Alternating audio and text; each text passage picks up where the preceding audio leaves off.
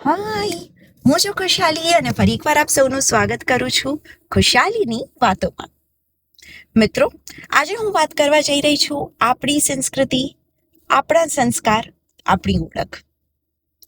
Modern થવાની દોડમાં આપણે બધા એટલા બધા આગળ નીકળી ગયા છીએ કે પાછળ જોવાનું ભૂલી જ ગયા છીએ.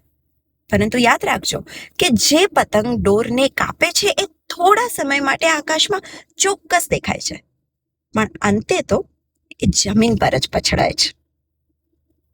આપણી ગુજરાતી સંસ્કૃતિ એટલે માત્ર જય શ્રી કૃષ્ણ આટલું કહેવું જ નહીં, પરંતુ એનો અર્થ છે મોટાની મર્યાદા જાળવવી, અતિથિ દેવો ભવની ભાવના રાખવી અને ગમે તેટલી મુસીબતમાં પણ હસતા મોઢે જીવન જીવવાની કળા. આપણી સંસ્કૃતિ પાછળ વિજ્ઞાન રહેલું હતું.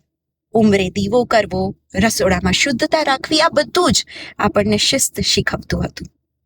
આજે આપણે બધા મોટી મોટી ઓફિસીસમાં, કાચની ઓફિસીસમાં બેસતા થઈ ગયા છીએ, પણ આજે પણ જીવનની સાચી મજા તો એ જ મમ્મીના હાથના બનેલા મીઠા રોટલા અને ગામડાની ધૂળમાં છે. આપણી સંસ્કૃતિ એ શરમ નહીં પણ ગર્વની વાત છે. જેની પાસે સંસ્કૃતિ છે, હકીકતમાં એની જ પાસે વિશ્વની સૌથી મોટી સંપત્તિ છે.